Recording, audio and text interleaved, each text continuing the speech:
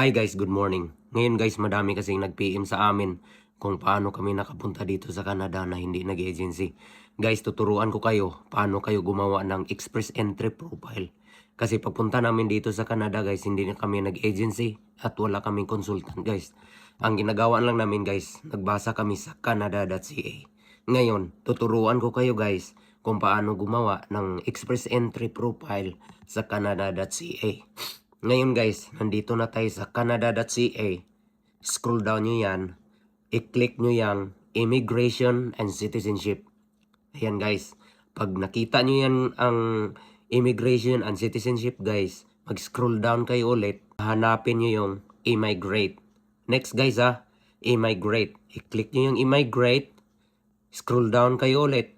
Tapos hahanapin nyo yung Sign into your IRCC account. I-click nyo yan guys. Scroll down nyo ulit, may nakita kayong GCK.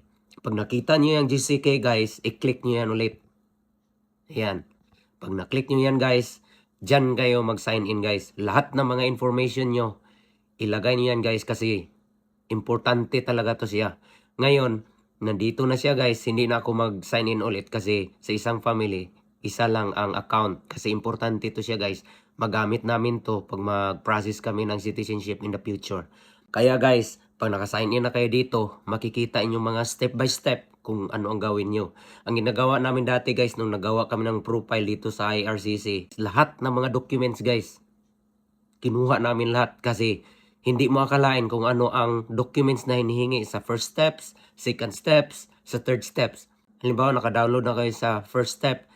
Ngayon, bigyan lang kayo ng 60 days guys. I-accomplish nyo yung mga requirements. Yan ang sa first steps. Halimbawa, yung first steps, yung West nyo, yung TOR, lahat.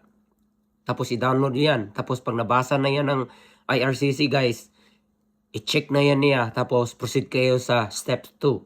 Sa step 2 guys, ngayon, hindi mo alam. Hindi nyo alam kung anong requirements ang hinihingi niya.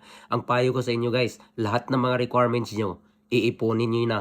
Kasi sa step 2 guys, hindi nyo alam. Baka bigyan lang kayo ng 60 days o 90 days. Basta, limitado to siya guys. Kailangan lahat ng mga requirements nyo, mga documents nyo ay ready na. At saka guys, pag magawa na kayo ng account sa IRCC guys, kailangan maglagay na din kayo ng proof of fund nyo sa bangko guys. Kailangan yung pera nyo guys, 6 months or more guys, hindi nyo yan ginagalaw. Kasi dami ang sumasabit dyan guys. Dami ang nagka-problema niyan. Sa amin nga 2 beses kami nagkuha. Daming sumasabit yan sa proof of fund na yan guys. Kasi pagdating nyo dito sa Canada, yung proof of fund na yan, yun ang gagamitin nyo. Dapat guys, yung mga bank account nyo guys, matagal nyo yan ginagamit.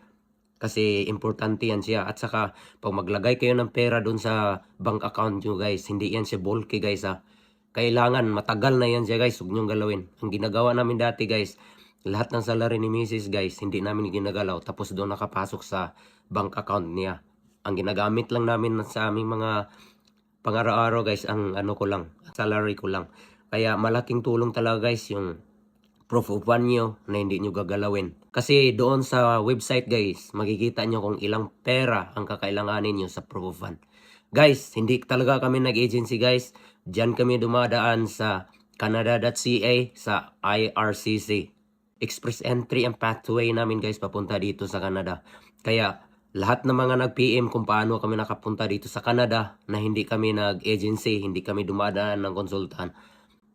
Yan, dyan kami dumadaan sa canada.ca. Guys, kailangan magbasa kayo dyan palagi kasi madami kayong matutunan. Kami guys, silent reader kami sa Canada Forum sa mga Facebook kasi doon kami nagbabasa kung ano ang problema namin at nagkuha din kami ng mga information kung ano ang gagawin. Sige guys ingat kayo dyan at maraming salamat sa walang sawang pagsuporta sa aking mga vlogs. Have a nice day. Bye bye.